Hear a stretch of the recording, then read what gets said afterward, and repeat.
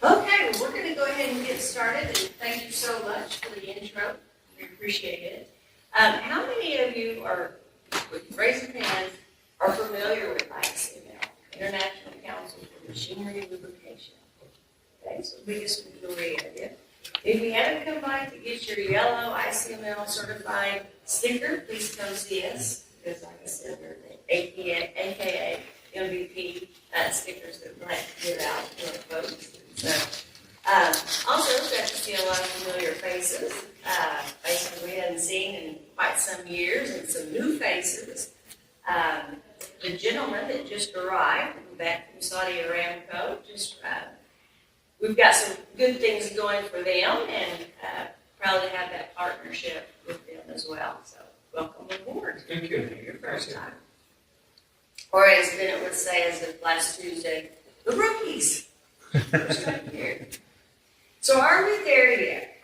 How to follow the complete ICML 55 standard on the journey to the corporate program certification. How many of you are familiar with the ISO 55000, the big standard of all the asset management? Okay, so a few of you. I wanted to go ahead and start out with our intro, as we always do with our presentations, because not too many folks are familiar with ICML, especially when we go international. So, because we are a global international organization and certifying body, we are a nonprofit organization. So, we serve the lubrication and fuel analysis industries. And so, that community is who we serve as a nonprofit. And we've been doing this since 2001. And we are vendor neutral, so we work with different companies all over the world and have 70 plus training partners globally. And those of you who have been certified with ICML and have those MVP stickers, I am proud to announce that we have 34 plus thousand certified professionals with ICML. So we've definitely been around for a long time. And some of you all saw, and also maybe on our website, in the last 3 years, we celebrated 20 years with ICML. And so one of the things, we're known for certification development. So who is ICML? That's how we start most of our presentations. And we're mainly known for certifications. We are a certifying body. We're also the authority, or the world-class authority, when it comes to certifications in machinery lubrication and oil analysis. That has been our main focus over the last 20 years. But after we had our anniversary, we've certainly moved on to other things as well. Certifications being the standard for ICML. And so I wanted to go over just some figures with you all, because it's it would be all and good for me to say, yes, we have a lot of certified professionals at ICML. But to hear over 34,000 around the world, that means it says a lot to us. And we also have training partners that also have been wearing their MVP stickers, which has been nice. But we could not have done this over the last 23 years without our training partners, our volunteers that have helped us with the exam questions for each of the 8 certifications that we have with ICML, along with 3 new badges within the last several years. The latest one, the food grade badge. We've had a lot of ingredients, Simmons folks who've come by and looked at that and looking into that particular badge. So, and also the implementation and the rollout of the ICML 55 standard. So we were the ones that developed that. And those of you, as far as the ICML 55,000 in asset management, it covers tons of silos. However, because we are a nonprofit and serve the machinery lubrication and oil analysis industry or community, it was important for us to focus on that piece, which was lubrication and oil analysis. And we'll talk more about that a little bit later. So that's kind of where we're at. We've always done certifications, but we've moved forward. We also, how many of you have heard of our Battle and Yield awards that we offer to companies who excel in regards to having an excellent lubrication program and an excellent oil analysis program? We have applications that companies will fill out. They'll send pictures of the before and the afters. And then Paul assists with the judges for that. And then each year we give out a battle award, which is in regards to lubrication, and the Augustus H. Gill Award for oil analysis. Hard to say. That's just a repeat. But when I was talking about our 20th anniversary, Paul came up with this really neat idea to give everyone dates on how far we've come in the last 20 years. So it was a great celebration that we had. So just another quick example. What are we doing? Well, that's why I wanted to give you all the figures. The 110 countries I did not mention on top of the 70 plus training partnerships we have. And also, we're currently working with an e-library, we're a publishing company, to grow the e-library. And I'm telling you all this because what we've done then, what we're doing now, and where we're going, leads up to the ICML 55 standard that we have developed. And we're very close to being finished with that. I'm very excited. And we talked about the specialty badge programs that we've added as well. So what's coming up? So we're also, if any of you, if you've gone to our website, we're actually changing the whole of the ICML website because the database for our certified professionals and the exams is tied into our actual website. So, for example, if those of you who are certified, if you were to see it, listed on ICML's website, we have a list of certified professionals that we update each time someone gets certified with ICML. And there's a lot of our training partners that have shown up here at the Reliable Plant Conference, and so we were certainly excited to see them as well. And then also, Paul assists us with another team member with, we have membership packages, whether it be individual or corporate. And so they both work on that, and then we've also enhanced the membership. And because we now have the ICML 55, it's still in progress, but we've got the majority of it finished. That's going to be a part of the e-library and the membership piece. So all of that will tie in as well. So we will continue to upgrade the memberships as we go along. Definition of a standard. ISO states, can anyone tell me about it? Is a formula that's described the best way of doing something.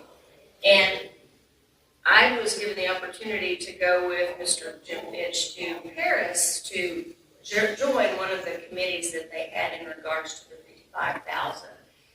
And I tell you, with all of those different silos with asset management, I was so pleased that our board of directors said, you know what, Leslie, maybe ICML needs to focus on their community of which they serve, which is machinery, lubrication, and oil analysis. So we said we are A-okay with doing that because there's too much going on.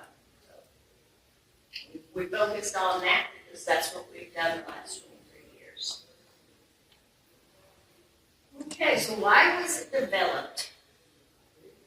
I'm so sorry, Paul. I'm going to turn this over to Paul. My apologies. See?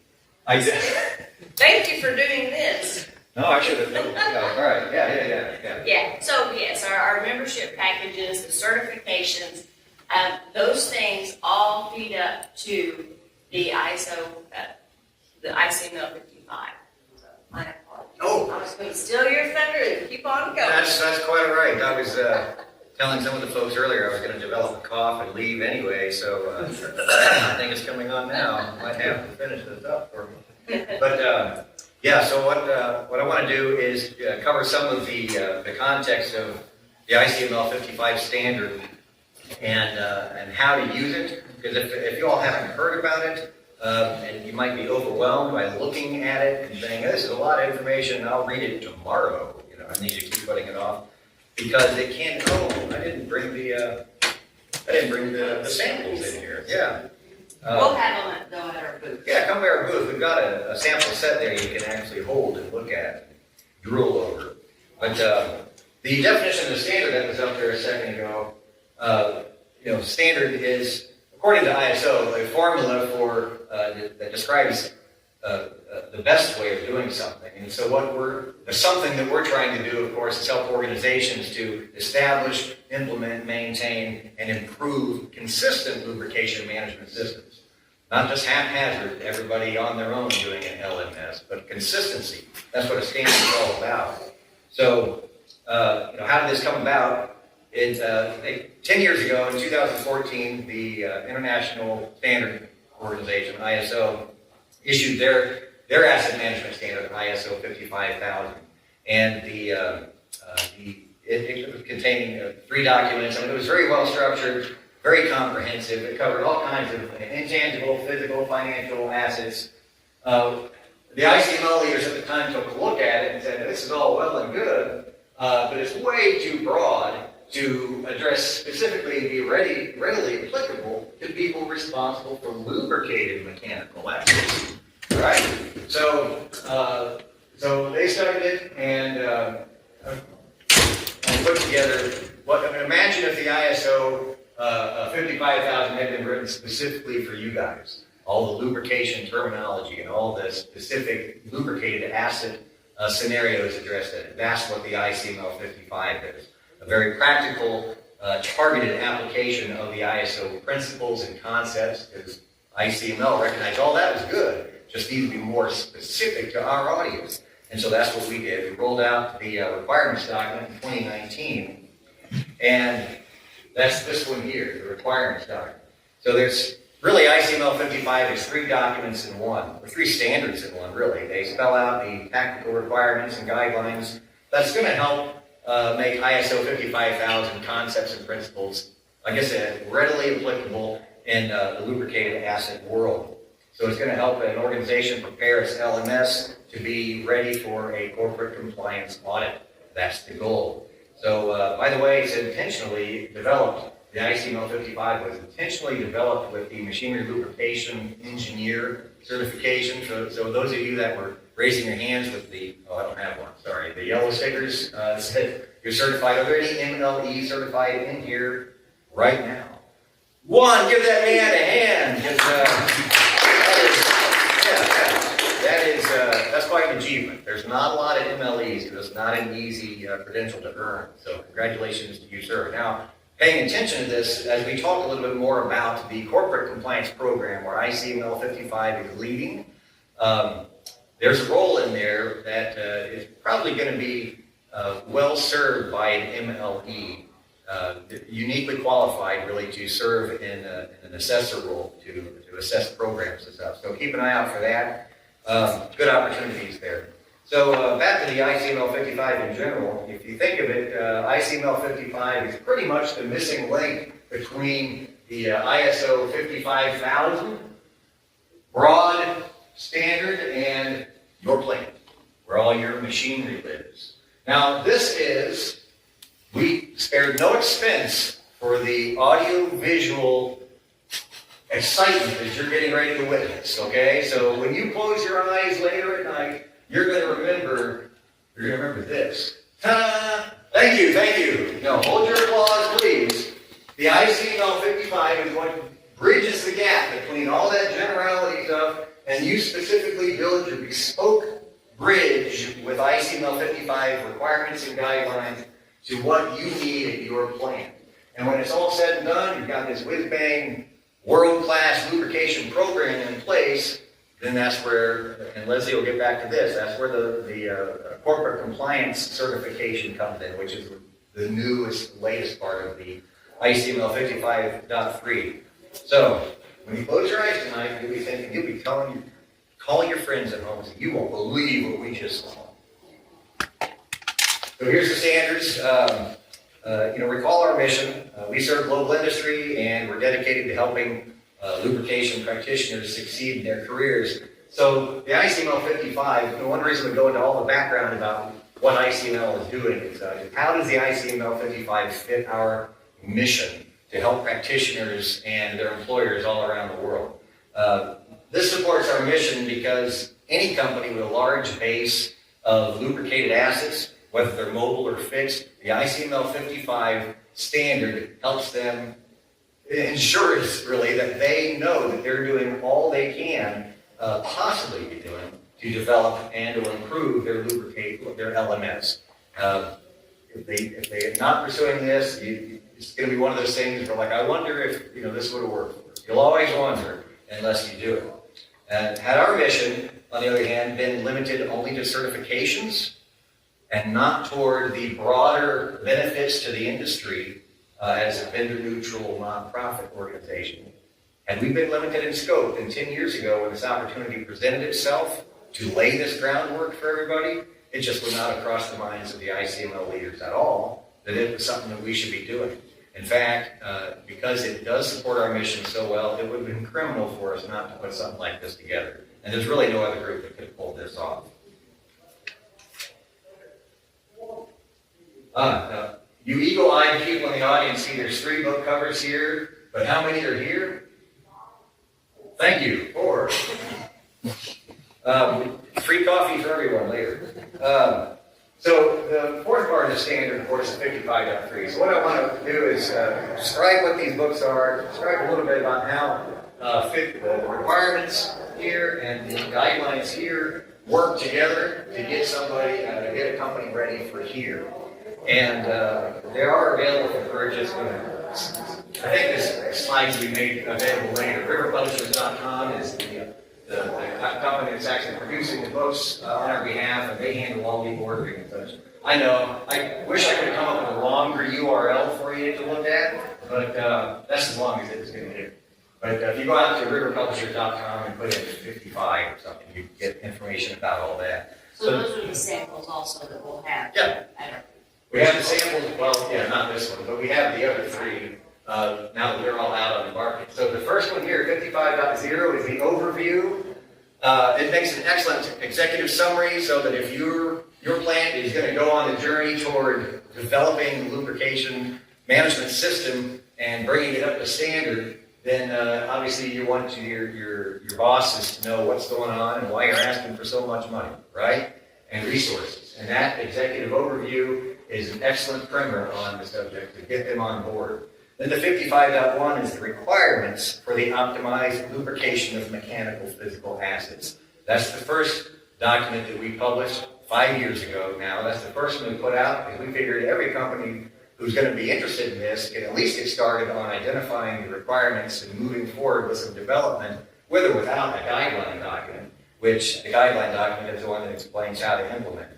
And then as we move forward toward corporate compliance to audit and recognize the programs that have been brought through this, and this is the last document that will be out hopefully before the end of the year, and it's the Assessor's Compliance Guideline. And that's what I was mentioning. The MLEs would be well suited for the role as an assessor, which is an in-house position, not an outside position.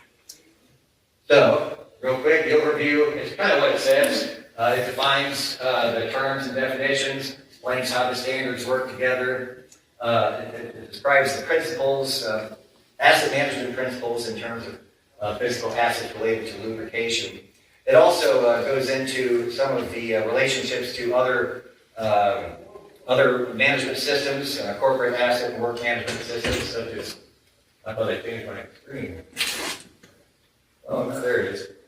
Such as CAS 55. That makes me think I pulled up the wrong slideshow. I hope not. We'll see. Anyway, no, this is true.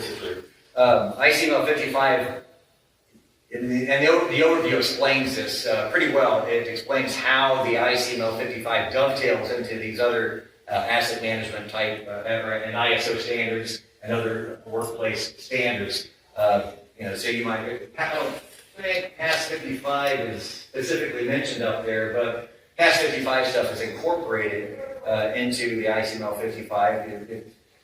And then, things here that you might recognize, ISO 9000, quality management, or 14,000, the environmental issues and such. And this is because lubrication analysis is kind of a predictive technology, predictive maintenance technology, because lubricant itself is considered to be an asset. And so ICML 55 crosses paths with these everywhere.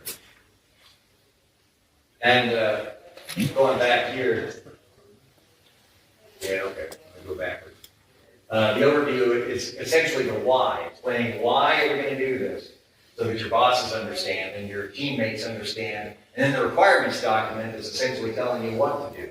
And this was the one published in 2019. It was compiled by an international committee of 45 industry experts who somehow all came to an agreement on what 12 specific control areas should be. So the book is laid out in 12 different areas that each of which lays out a lot of issues and requirements, things you might not think of on your own. And that's one of the pluses of a standard, is that as you're going through it, I don't think anybody's ever going to look at any standard and say, oh, I knew that. I knew 100% of this thing. I could have written the book myself, right? If that's, that's great. But most likely you're going to be reading through it and finding stuff that you wouldn't have thought of otherwise, stuff that's going to be important for your facility or your people. So that's what this book does, is it lays out the 12 interrelated control areas and all the requirements therein. And just to be assured here, this is not intended to replace the ISO 55,000 document. Remember that ISO 55,000 document is huge, broad, covers all kinds of assets. This one is just written specifically to help you, for your maintenance department, your lubricated asset management team, to develop, almost like getting ready for the ISO 55,000. If your company is pursuing that, this is the book that you need to save you a lot of time and headache and frustration. So it doesn't compete with the ISO document, it doesn't replace it, and it's more of an enabling standard. I thought we locked the door. All right, so now we go back to... Yeah, and just to add one more thing. Yeah. We rhyme, if you guys noticed in the last one, standalone or stepping stone. That's what Paul was talking about, because once a company or organization, facility, once that corporation gets this out of the way, the lubrication, oil analysis goes through all of this, they will have one piece of the asset management already completed. So it's a standalone if you want that to be for your company and that alone. But it's also a stepping stone if the upper management or folks at the corporation say, you know what? We did so good on this, we're going to move on to the next piece of the asset management program. Mm-hmm. Or the ISO 55,000. Yes, sir. In that, because I've been doing corporate reliability for 15, 20 years. And now, the question that I had in my head, why I wanted to get certified, I think you partially responded. But at the end of the day, unless the company is really pursuing it, the 55,000, for whatever reason, right? Right. How that's going to benefit the asset? Very good question. You're probably the sixth person in this group that has asked us that, so I appreciate you asking that question. Because, that's why it was important to talk about a standalone or a stepping stone. That's one of the pieces as far as the value of it for a corporation. And I'll speak to that a little bit more when I do my portion, because, it's the WIFO method. Everybody wants to know what's in it for me or what's in it for my company. So, Paul will speak to that a little, and then I will do it on the last portion and answer your question. I'll keep it up here. So the 55.2 guideline is the document that explains how to do the LMS how to implement the requirements laid out in 55.1. So it looks at each area's requirements from a practical perspective, and it does so in such a way that an auditor will be able to come in and see that your company actually knows what it's doing. So that's the role of the 55.2 is to really help you get on that way to being audit ready. So it is the blueprint, and it actually does, thankfully, include clear examples in each chapter, clear examples of things to do to get you toward compliance. So what are these 12 areas we keep talking about? They're very straightforward. Area 1, and these are the requirements laid out in 55.1. Area 1 spells out requirements. This is on our website too, so if that picture is blurry. This is actually on our website, but feel free to take whatever pictures you want. Area 1 is dealing with requirements related to training and competency for personnel. That's where your training and the certification specifications are laid in there. Area 2 is requirements for machine lube and condition monitoring readiness. One labeled machine here. So that deals with design and accessibility and use of monitoring technology. Area 3 is the requirements for lubricant design and selection. Area 4 is the requirements for lubrication schedules and maintenance, the periodic lubrication tasks that really should be in place or must be in place.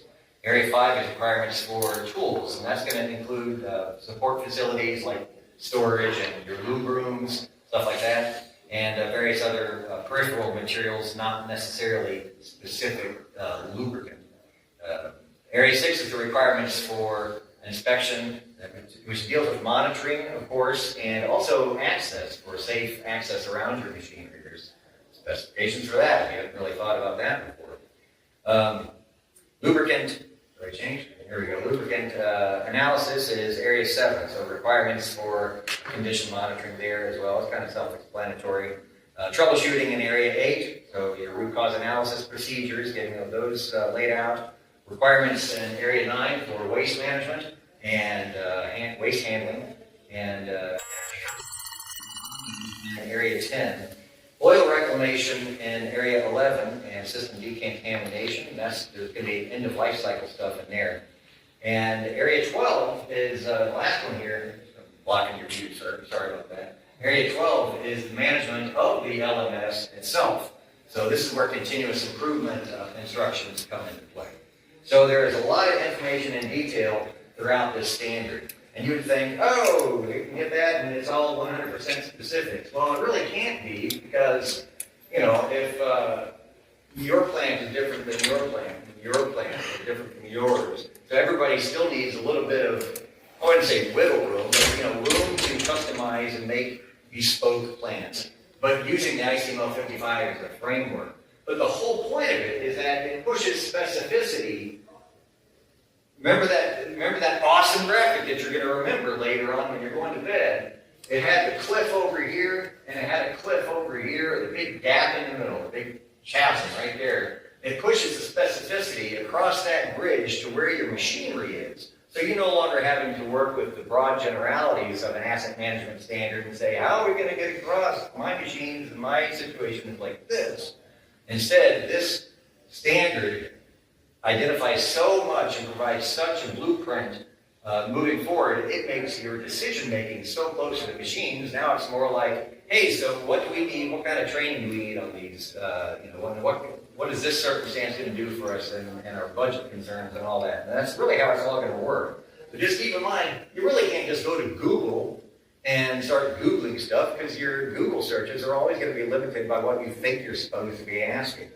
All right, the whole idea of a standard is that you're going to learn something new. There's a standard out there, and some of it you may be familiar with, some of it not. This isn't just a list of tasks and things to do. So you can't Google for it. The team of 45 experts that put this all together, they didn't Google for it.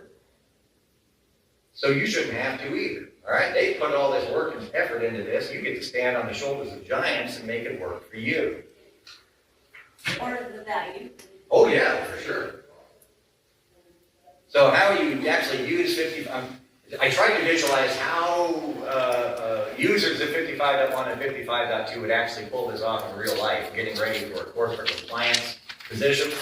And so the process is fairly simple. You're going to do a self-assessment on what your plant is doing right now, the good, the bad, the ugly, and it's you're going to do it for each of the 12 control areas. And it may just be a little more than documenting what's going on right now. And then picture this: imagine if money was no object. And you could have anything you wanted in your program. What's your ideal dream program? You know, shoot for the moon, or what's that phrase? Shoot for the stars. Yeah. And then after you've done that, you say, this would be ideal. And then you start considering other factors in there that's going to temper it down a little bit. You know, the reality of your situation, or different priorities, resource restrictions, what personnel skill sets you actually have available, and the fact that money is always an object. So you're going to scale it back, and that's going to establish your best possible, and that's where success is going to be at your plant. It's going to be different for any plant out there. Your scenario of what's best possible is going to be different from somebody else. So the problem here is that good and best possible are subjective terms. You and your boss's boss might all have different ideas of what's good, what's best, what's possible. And so the standard here is the tool that you all can use to make those decisions.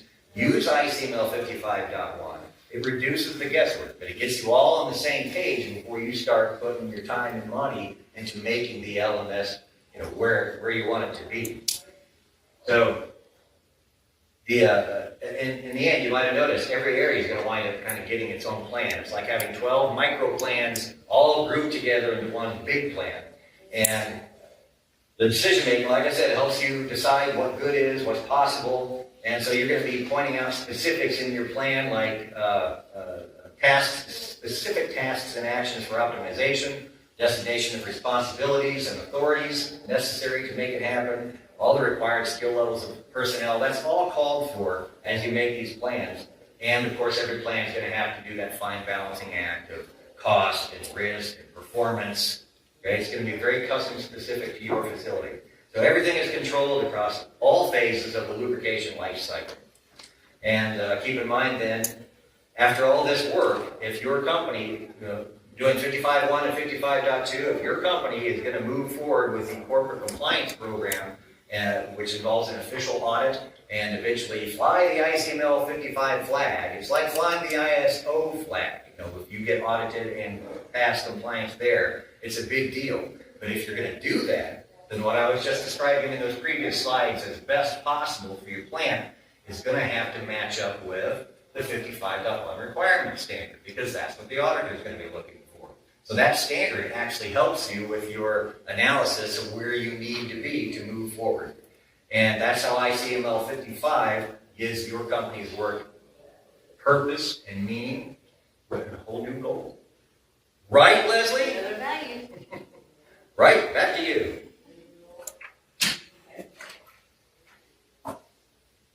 So as you guys see, there's a lot of stuff that's involved with this. And this is something that's been new for ICML. We've learned a lot. We have a project manager who's working with us on each of the steps in regards also to those standards. So we've done our homework over the last 5 years to be able to present the books that are standards that Paul had shown. The 55.3, our goal is to get that out by the end of this year or beginning of next year, beginning of next year. Because that's the meat and potatoes of it all, because that's the assessor's guide. So the assessor is someone that the corporation brings on within their corporation to be an assessor. That's an internal thing with your company. And next year I will be doing a lot of travel in regards to business development for this, along with our project manager. And then we have Mr. Ken Bannister, who's one of our board members, that also will be assisting myself and our project manager going to different corporations.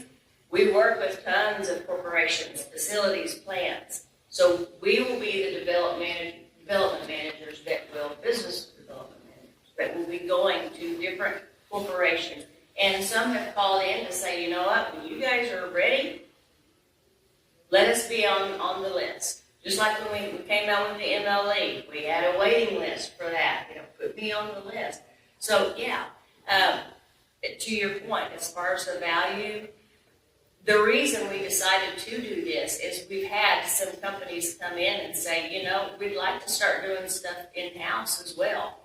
And so that's where this comes in, and all of the certifications that ICML offers will certainly benefit, because a lot of the companies that have called, they've got certified professionals from ICML. And so they've called upon us to get this done, get this completed, but do it the right way. And so the 55.3, it's taken us a little bit longer because we want to make sure we get it right. And so the assessor portion,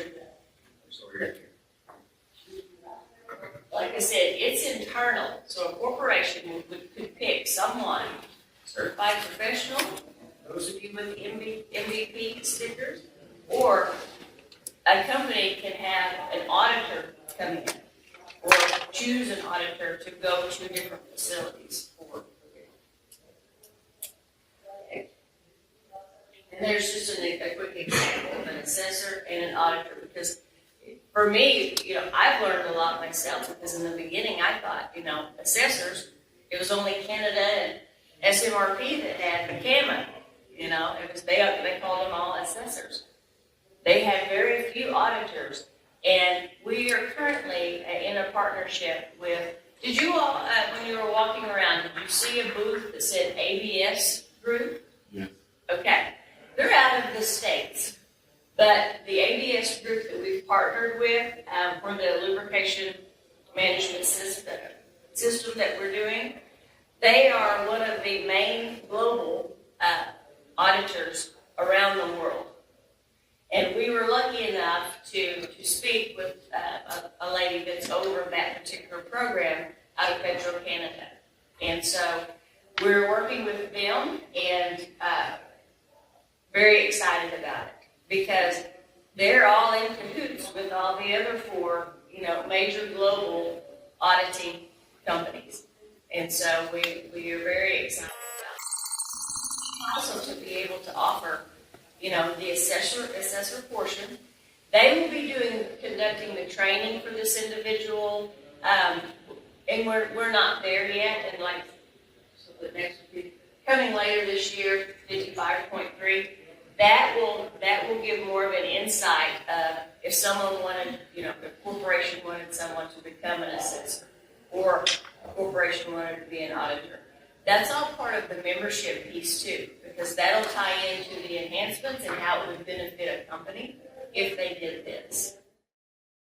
Well, believe it or not, technical difficulties interrupted the last few minutes of this session while we were recording it. However, I have retained a still shot of our screen, and I'm going to recap what Leslie was talking about during the last few minutes of the presentation, and I'm going to show you the appropriate slides so you won't go home feeling like you missed out.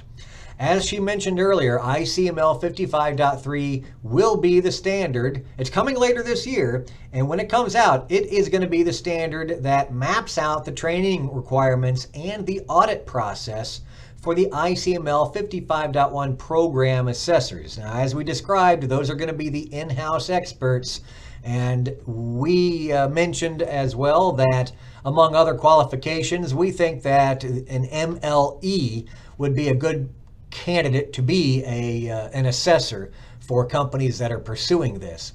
Now, ICML 55.3 is going to be a controlled document meant only for internal assessment personnel, the assessors.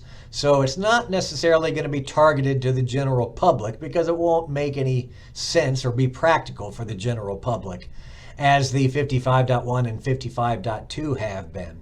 But it will be practical for the internal assessors who are going to be the ones charged with preparing the LMS for the external audits that will be conducted by ABS.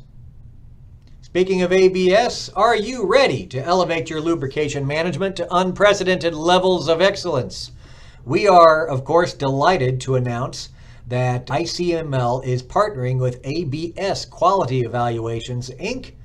to introduce our innovative ICML 55 corporate Lubrication Certification Program, which is meticulously crafted to empower your team and suppliers and industry professionals with the skills and knowledge needed to achieve unparalleled reliability and efficiency in machinery lubrication.